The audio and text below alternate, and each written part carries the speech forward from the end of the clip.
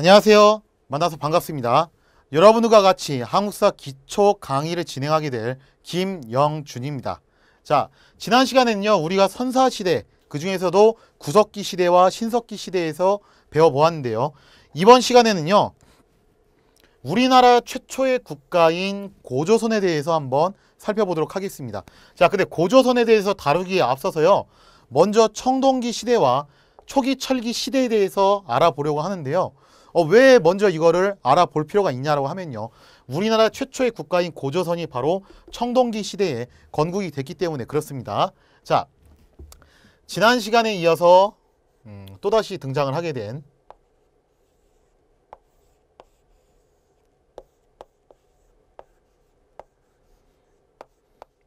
짱구죠. 지난 시간에 우리 짱구가 어떻게 했어요? 처음에는 불을 이용해서 맹수를 쫓아내는 그러한 정도 수준의 기술만 갖고 있다가 이제는 농사를 지으면서 정착 생활을 하게 되고 보다 안정적인 생활을 추구하게 됩니다.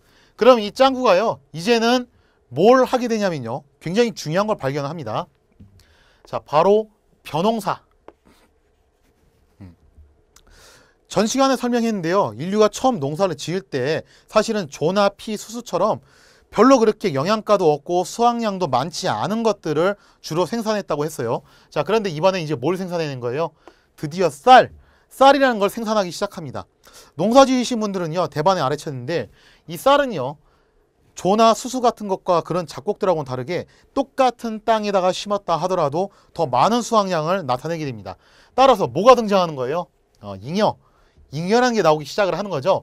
자, 잉여라는 게 나오기 시작하면서 인간이 그전에는요, 되게 먹고 사는 게 빠듯했었는데 이제는 흔히 말해서 살림살이가 먹고 살만해진 단계로 넘어가기 시작합니다.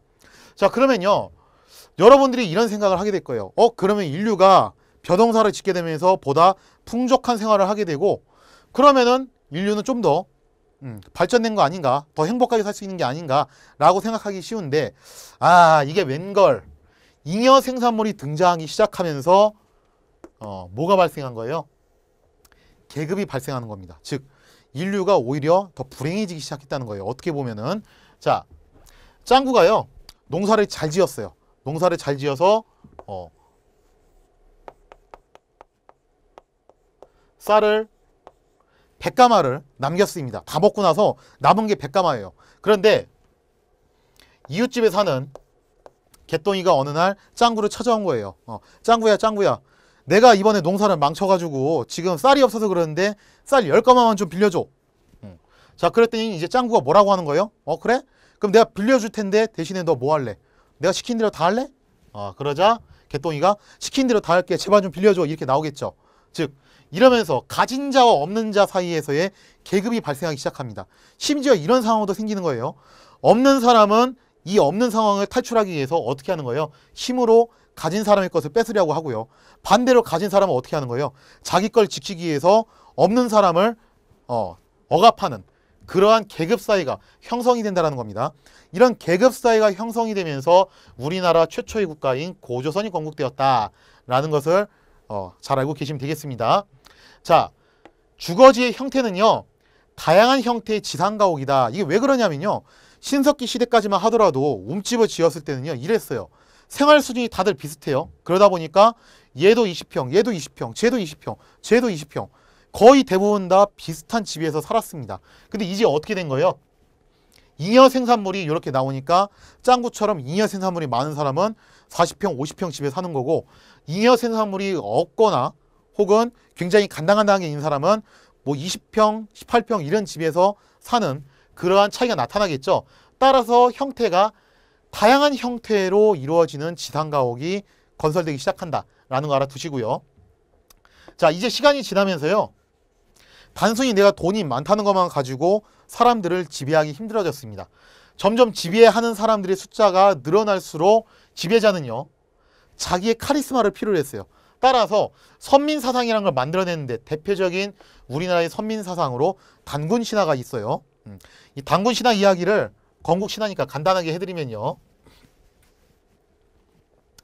옛날에 하늘나라에서 하느님의 아들이 살고 있었죠. 이 사람 이름이 뭐예요? 사람이 아니라 신의 아들이니까 환웅이죠. 환웅이 이게 굉장히 심심했나 봐요. 심심해서 하늘에서 자기를 따르는 사람들을 내리고 슝 하고 내려왔습니다. 내려와서 나라를 이제 세우려고 했는데, 자, 신의 아들이 하늘에서 내려오고 있습니다. 그러면 어떻게 해요, 사람들이? 그 가만히 이제 쳐다보고 있을 거예요? 막 신기해서 몰려들겠죠. 자, 사람들이 막 몰려들었는데 오라는 사람은 안 오고 뭐가 왔냐면요.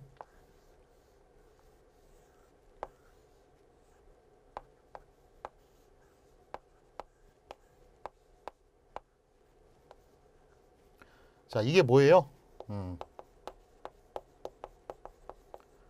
곰곰이죠? 곰. 곰이 오고 또 하나가 뭐가 왔어요?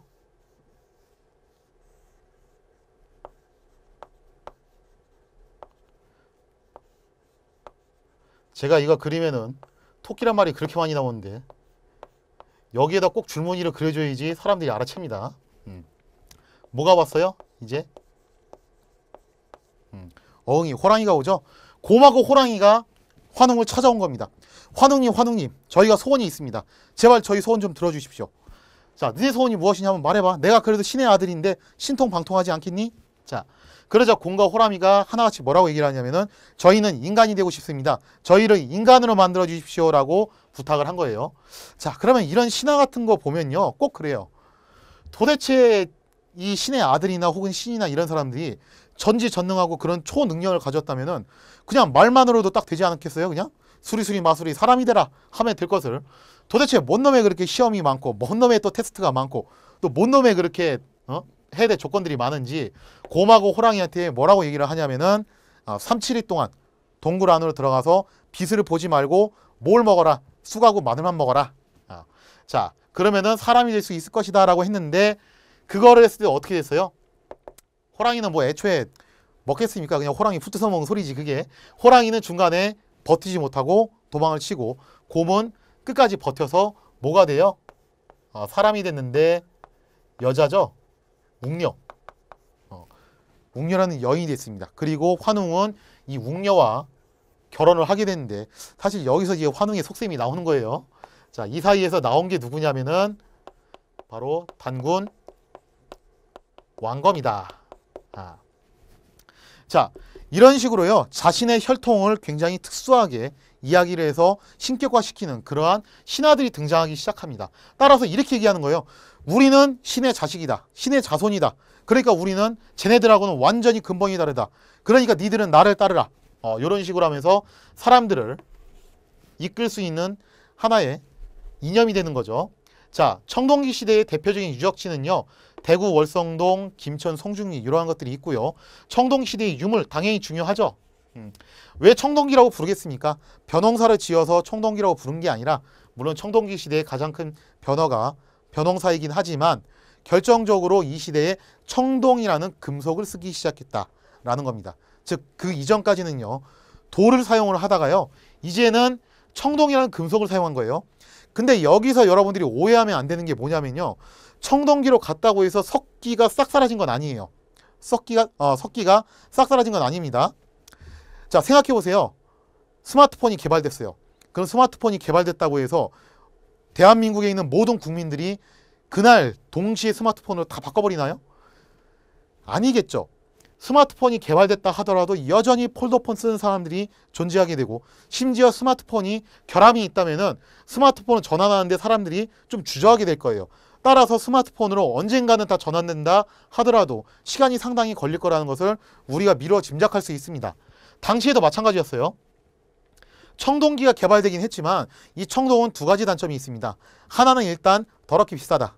굉장히 제작 단가가 비싸고 귀하다는 거예요. 근데 두 번째 문제점은 뭐냐면은 청동기가요, 날카롭긴 한데, 금속이라서 날카롭긴 한데 석기에 비해서 좀 물렁물렁하다는 겁니다. 그래서 막상 석재 도구, 석재 칼하고 청동 칼하고 부딪히게 되면은 청동체 칼이 부러지는 그러한 불상사도 일어날 수 있게 되는 거예요. 따라서 완전히 청동기로 바뀐 게 아니라 도구가 여전히 석기 도구로 사용하는데, 가장 대표적인 게 뭐가 있냐면은 반달 돌칼이 있습니다. 어떻게 생겨본 건지는 사진을 통해서 보도록 하고요. 자, 그 다음에요, 청동기와 관련해서는 거친 무늬 거울, 특히 비파형 동검 굉장히 중요하죠. 이 비파형 동검은 우리나라 최초의 국가인 고조선의 영토를 나타내는 도구로도 많이 우리가 인식을 하고 있습니다. 자, 그거 말고도 토기로는 민무늬 토기, 미성립식 토기 이러한 토기들이 있고요. 또 무덤은 고인돌 굉장히 중요해요. 당시 지배계급, 계급 사이가 있었다는 것을 알려주는 고인돌이 있고요. 또 돌널무덤, 석가미라고 하는데 돌 널판지를 가지고서 무덤을 삥 두르는 그러한 형태의 돌널무덤도 생기게 된다라는 사실을 기억해 두시면 되겠습니다. 자, 그 다음에는요, 이제 초기 철기인데요.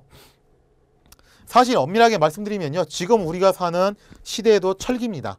엄밀하게 말씀드리면은 지금 우리가 사는 시대도 철기 시대인데 그 철기하고 좀 구분을 해서 이때를 초기 철기라고 합니다. 처음 인류가 철을 개발하고 사용했던 시점.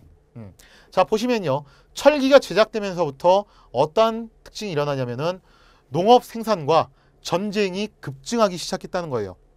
자, 이것도 참 아이러니하죠. 벼농사를 처음 지음으로 인해서 인간이 행복해질 줄 알았더니 잉여 생산물을 가지고 싸우면서 계급 사회가 발생을 하고요. 철을 사용하게 되면서 인간이 좀 더 윤택해질 줄 알았더니 농업 생산량은 올라갔지만 동시에 전쟁도 일어났다는 겁니다. 그래서 이런 씁쓸한 내용들을 담은 글자가 있는데요. 한번 글자 중에서 자, 여러분들이 싫어하는 꼬부랑 글자죠? 이거 무슨 글자예요? 나, 아자죠. 나라는 걸 상징하는 글자예요. 그러면은 고대 중국인들은 나라는 것을 무엇으로 의미를 했냐면요. 사실 이 글자는 두 글자가 합쳐진 겁니다. 자, 이게 손 숫자죠. 손이라는 글자예요. 그리고 또 뭐가 합쳐진 거예요? 창 과자죠. 손으로 무기를 잡는다. 여기에서부터 나라는 개념이 파생되기 시작합니다. 즉, 내 것을 지키기 위해서 내 것의 일원은 당연히 무기여야 되고 이 무기를 가지고 맹수로부터 나를 지키고 외적으로부터 나를 지키고 먹이를 사냥하기 때문에 이 무기야말로 자기를 상징하는 자화와 같았던 그러한 역할을 했다는 것입니다. 따라서 전쟁과 인류 역사는요, 어떻게 보면 뗄래야 뗄 수가 없는 것 같아요. 본격적으로 인류 역사가 시작되면서부터 뭐가 많이 급증했냐면은 전쟁이 급증했더라. 그리고 이 전쟁이 급증하면서 고대 국가라는 것들이 성립되기 시작합니다. 자, 대표적으로 이 시대의 신앙으로는요, 바위에다 이제 그림을 철로 뾰족하게 만든 이 꼬챙이로 쪼아가지고 바위에다가 그림을 새겼는데 고래나 거북이 그런 짐승들 혹은 자연 환경들은 많이 조각을 했다고 그래요. 이게 조각되어 있는 대표적인 유적지 울산 방구대, 고령 양전동 이런 것들이 있는데 초기 철기 시대에서는요, 좀 이런 게 있어요. 엄밀하게 말씀드리면 울산 방구대는 청동기 시대하고 좀 겹칩니다. 청동기 시대의 유적과 유물도 어느 정도 여기에 포함이 되어 있고요. 철기 시대도 여기에 포함이 되어 있는 그런 혼합적인 유적지들이 좀 많이 있어요. 자, 이 시대부터 이제 독자적인 청동기를 개발하기 시작하는데 대표적으로 뭐가 있냐면요. 거푸집이 있고요. 거푸집이라는 것은 청동기를 제작하는 그 형태를 말하는 거예요. 그 다음에 잔무늬 거울. 거울은 거울인데 잔잔한 거죠. 이제 세밀하게 조밀하게 만든 거울이고요. 여기에 좀 대비되는 것이 신석기 시대의 거친 무늬 거울입니다. 즉 신석기 시대에는 되게 거칠고 대강대강 만들었다면 이때는 뭔가 세밀하고 우아하게 만들었던 그러한 무늬의 거울이 유행을 하게 되고요. 또 요거 청동기 시대에는 비파형 동검이 주류를 이루지만 청동기 말기로 가면서부터 특히 초기 철기에 이르면은 세형 동검이 유행을 하게 됩니다. 이 유물에 대해서는 이따 사진을 보면서 좀 더 자세하게 설명을 하도록 하겠습니다. 자, 그 다음에 무덤은요. 널무덤. 널무덤은 뭐냐면요. 널판지. 널판지를 통해서 무덤 안을 쭉 둘러낸 것을 널무덤이라고 합니다. 자, 그 다음에 동무덤은 항아리. 항아리를 포개가지고 그 안에다가 사람을 매장하는 그러한 풍습이 있었다. 자, 그 다음에 대외교류에서 명도전과 붓, 이 두 가지가 무척 중요하죠. 명도전은 중국 돈이에요. 그리고 붓은 역시 중국에서 개발된 필기도구입니다. 근데 이게 우리나라에서 발견됐다는 것은 무엇을 의미할까요? 그것은 바로 우리가 중국과 이 시대부터 교류를 하기 시작했다는 사실을 알려주고 있습니다. 자, 그 다음으로 넘어가서요. 유물에 대해서 좀 더 자세하게 살펴보면요. 자, 요게 바로 반달돌칼입니다. 문제의 반달돌칼. 청동기 시대임에도 불구하고 돌로 된 도구를 썼다는 거죠. 자, 그런데 우리가 전 시간에 봤던 신석기, 구석기 시대의 도구에 비하면 어떻게 보여요? 굉장히 세련되게 보이죠. 그죠? 정교하고 세련되게 보이죠. 즉, 석기긴 하지만 좀 더 발전되고 세련된 종류의 석기를 사용했다는 사실을 알고 계시면 되고요. 뭐에 썼던 거냐면요. 이 가운데 구멍 뚫린 거에다가 줄을 엮어가지고 손에 묶어놓고 보통 타작, 추수할 때 사용했던 도구로 추정됩니다. 자, 그 다음에 비파형 동검인데요. 이 비파라는 것이 뭐냐면은 서양 악기 중에서 바이올린이라는 악기가 있어요. 그 바이올린이라는 악기와 유사한 동양의 악기가 바로 비파인데 그 비파처럼 생겼다라고 해서 비파형 동검입니다. 저처럼 굉장히 이렇게 푸짐하게 생겼죠. 근데 생각해보면요, 이렇게 생긴 무기를 실제 전쟁에서 썼을까라고 했을 때 좀 저는 개인적으로 회의적으로 생각을 합니다.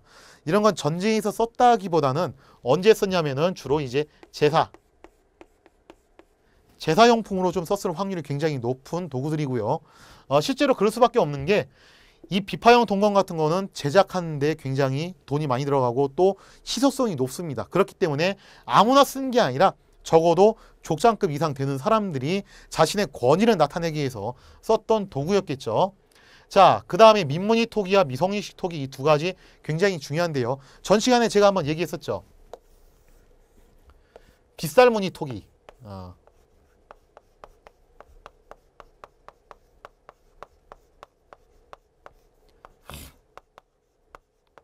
자, 빗살무늬 토기를 얘기를 하면서 이 빗살무늬 토기가 청동기 시대 대표적인 신석기 시대 대표적인 토기라면은 청동기 시대의 대표적인 토기로는 민무늬 토기와 미송인식 토기가 있다라고 얘기를 했습니다. 자, 양자의 차이가 뭐냐면요. 여기에는 아무런 무늬가 없는 밍숭맹숭한 그런 형태라는 거예요. 따라서 아무런 무늬가 없는 형태인 민무늬 토기가 더 발전된 시대의 토기고요. 빗살이 그어져 있는 빗살무늬 토기가 좀 더 발전이 덜 됐던 시대의 토기다라는 사실을 기억해 두시면 될 것 같아요. 그럼 여기서 질문이 나오겠죠. 빗살이 그어진 게 더 발전된 거 아닌가요? 라고 생각하기 쉬운데 이것도 역시 이제 학자들의 견해 중 하나예요. 이러한 견해가 있는데 신석기 시대에는 토기를 굽는 기술이 그렇게까지 발전되지 못했기 때문에 여기에다 빗살을 그어줌으로 인해서 토기가 굽다가 깨지는 현상을 방지했다라고 얘기를 합니다. 그러나 청동기 시대쯤으로 가면서부터 이러한 빗살을 굳이 긋지 않아도 이 토기가 유지가 될 수 있는 그러한 기술이 개발됐기 때문에 민무늬 토기가 개발이 되는 거고요. 미성인식 토기는요. 뭐 관련이 있냐면은 고조선. 자, 이 비파형 동검과 더불어서 고조선의 영토를 나타내는 대표적인 도구로 관련이 있다는 사실 알아두시고 특징적인 것으로는요. 여기에 양 끝에 손잡이가 달려있다. 이 사실을 기억해 두시면 되겠습니다. 자, 그럼 청동기 시대의 유물은 이렇고요. 자, 그 다음에 이제 무덤 양식인데요. 청동기 시대의 무덤 양식이고 얘는 초기 철기 시대의 무덤 양식이에요. 먼저 중요한 건 고인돌이에요. 고인돌. 우리가 흔히 알고 있는 고인돌은 이런 형태인데 고인돌도 크게 두 가지로 나눕니다. 하나는 북방식. 요거는 주로 이제 북부지방에서 많이 유행했던 양식이고요. 그 다음에 요거는 남방식입니다. 남방식인데 자, 양자 간의 차이는 왜 있냐면요. 북부지방은 남부지방보다 날씨가 굉장히 추운 편이기 때문에 시체가 썩는 속도가 느립니다. 그렇기 때문에 양쪽에 기둥을 세워서 높이는 방식을 썼고요. 어차피 천천히 썩으니까 냄새도 좀 덜 나겠죠. 근데 남방식은 어때요? 날씨가 굉장히 여긴 덥기 때문에 금방 시체가 썩어버려요. 따라서 북방식처럼 기둥을 높여버리면은 시체 썩 냄새가 굉장히 진동하기 때문에 그걸 막기 위해서 이 밑에 파묻어버리고 기둥을 낮게 해서 낮춰서 하는 그러한 형식의 고인돌을 만들었습니다. 근데 이 고인돌은요, 이거 말고도 이제 중요한 게 있어요. 구분하는 거 말고도. 지배계급.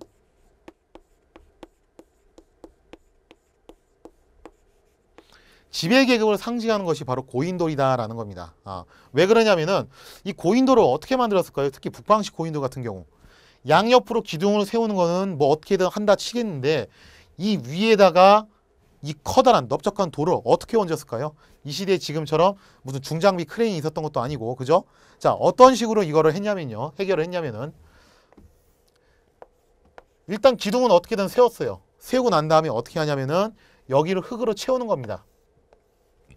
그리고 여기다 통나무로 레일을 깔고 넓적한 돌을 진짜 무수히 많은 사람들이 밀어 올려서 여기까지 탁 얹어 놓는 거죠.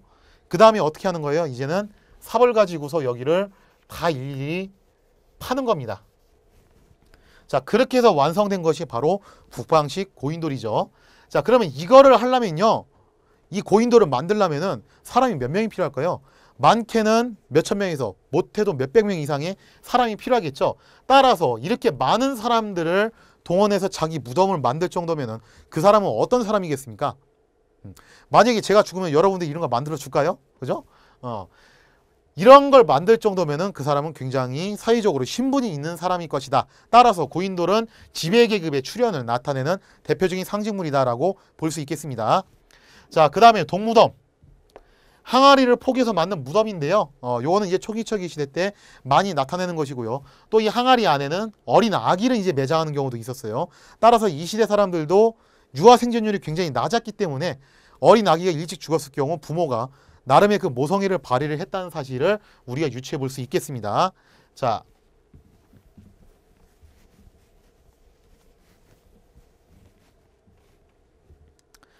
다음으로 넘어가서 초기철기 시대의 유물인데요.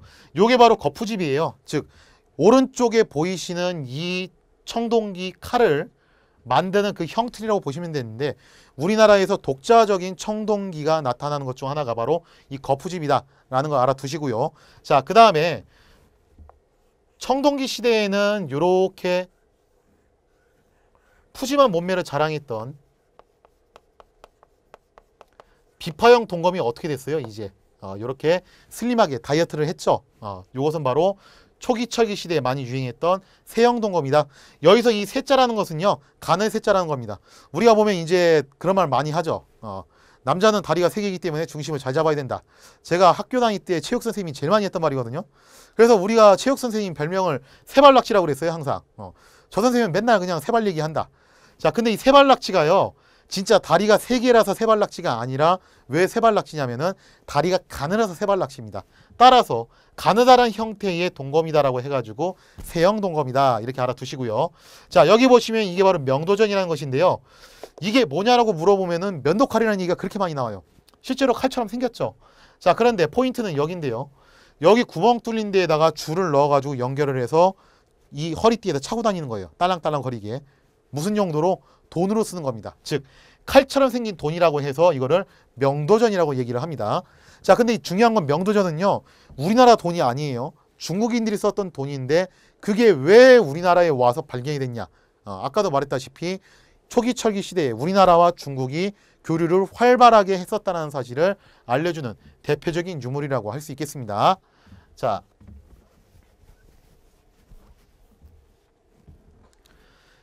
이제 본격적으로 고조선에 대한 이야기를 하겠습니다. 좀 전에 설명드렸던 청동기 시대부터 초기철기 시대까지 우리나라 최초의 국가인 고조선이 들어서게 되는데요. 고조선의 건국은요, BC 2333년이라고 하는데 솔직히 이건 아무도 모릅니다. 어떻게 합니까 이거를 갖다, 그죠? 숫자가 어떻게 이렇게 333 딱 떨어져요. 이런 건 원래는 믿을 수 없는 숫자긴 하지만 삼국유사를 저술했던 이련이 그랬다 하더라 하니까 일단 이렇게 알아두시고요. 정확한 연도는 알 수 없지만 대략 아무래도 요쯤에 고조선이 건국되지 않았을까라고 추정을 할 뿐이죠. 자, 그 다음에 건국조는 아까 단군신화 말씀드리면서 설명드렸던 것처럼 단군 왕검입니다. 근데 이게 중요한 게 이건데요. 단군이란 용어하고 왕검이란 용어하고 이게 중요해요. 단군이란 용어는 무슨 뜻이냐면은 제사장이란 뜻이고, 왕검이란 용어는 군장이란 용어 뜻입니다. 따라서 단군 왕검이라고 불렀다는 것은 한 사람이서 제사와 정치를 함께 주관했던 무슨 사회, 재정일치 사회였다라는 것을 꼭 기억을 해두시면 될 것 같아요. 자, 그 다음에 수도는 왕검성인데 왕검성이 어디냐에 대한 얘기도 학자들 사이에서 견해가 너무 분분하다. 일단 왕검성이라는 것만 알아두세요. 일단 설은 크게 두 가지인데 하나는 요동에 있었다는 설이 있고 또 하나는 평양에 있었다는 설이 있습니다. 자, 그 다음에 건국 이념은요, 홍익인간, 널리 인간은 이렇게 한다는 이념을 가지고서 나라를 세웠습니다. 자, 경제는 보면요, 당연히 농경사회였고요. 그 다음에 철기를 도입해서 사용했고, 삼각교역. 당시 고조선하고 중국의 국가인 하나고 한반도 남부에 있던 진이라는 소국들하고 삼각교역을 통해서 부를 축적했다는 사실을 기억해 두시고요. 굉장히 중요한 건 이 법률입니다. 법률, 8조법이라고 하는데 안타깝게도 우리가 지금 알 수 있는 것은 8조법 중에서 3개 조항까지밖에 알 수가 없습니다. 나머지 5개는 현재 전해지지 않기 때문에 뭐였는지 알 수 없고요. 그 3가지를 보면 이래요. 첫째, 살인한 자는 즉시 사형에 처한다. 이걸 생명 존중 사상이라고 얘기를 하면요. 질문들을 많이 해요.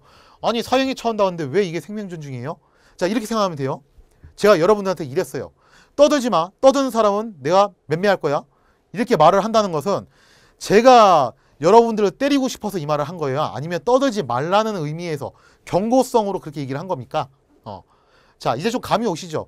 살인한 자는 사형에 처한다는 것은 국가가 사람들을 사형을 시키고 싶어서 하는 말이 아니라 사형에 처할 거니까 너네 살인하지 마라고 얘기를 한 겁니다. 즉 생명 존중 사상이고요.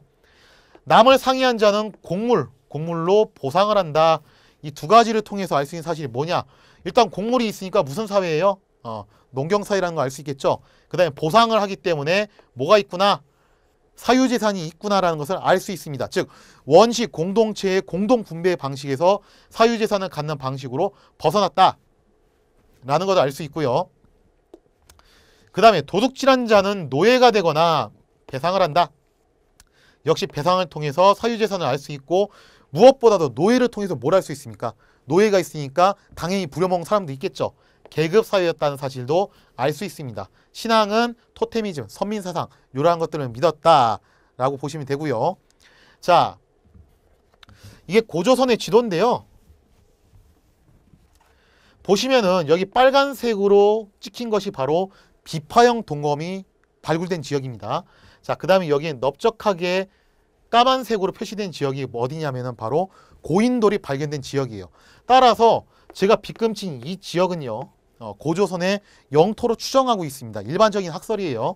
자, 당시 중국에는 한이라는 나라가 있었고 남쪽에는 진이라는 소국이 있었는데 기록이 정확하지가 않아서 어떠한 나라들이 구체적으로 있었는지는 알 수가 없지만 여러 개의 소국들이 있었고요. 이 한과 진 사이에서 고조선은 삼각 무역을 했는데, 즉 중개 무역을 했는데 여기서 마준율이 굉장히 높았다고 그래요. 이것 때문에 나중에 큰 문제가 생기게 됩니다. 자, 그에 앞서서 고조선의 역사를 살펴보면요. 자, 먼저 왕위를 세습하는 모습을 보여주는데 부왕에서 준왕으로 왕위를 세습하는 모습을 한번 보여주게 됩니다. 자, 그 다음에 위만조선이라는 것이 등장을 하게 되는데요. 준왕 때 어떤 일이 생기냐면요. 중국이 춘추 전국시대 7개의 국가로 나뉘어서 치고받고 싸우다가 진시황제에 의해서 1개의 국가로 통일이 됩니다. 자, 이때 연이란 나라에 살았던 위만이라는 사람이 고조선으로 망명을 해와요. 전하 저희 나라가 멸망했는데 제발 저희 좀 받아주십시오. 그러면 시키는 대로 다 하겠습니다. 자, 그러자 준왕이 위만이 똑똑해 보이니까 받아들인 거예요, 부하로. 자, 근데 옛날 속담에 그런 속담이 있죠. 자고로 머리 검은 짐승은 거두지 말라고 그랬다고. 위만이 가만 보니까 준왕이 좀 어리버리해 보이니까 이 준왕을 제거하고 몰아내고 위만이 왕이 되니 그가 바로 위만 조선의 건국조입니다. 자, 그럼 여기서요, 우리가 국사책에서 그런 얘기 많이 해요. 위만이 그러면은 한국 사람이냐 중국 사람이냐, 그러면서 위만이 한국 사람인 근거를 위만이 상투를 틀고 조선 옷을 입고 왔다라고 그렇게 해서 근거를 제시하는데, 이건 제 개인적인 생각입니다. 꼭 거기에 집착할 필요는 없을 것 같아요.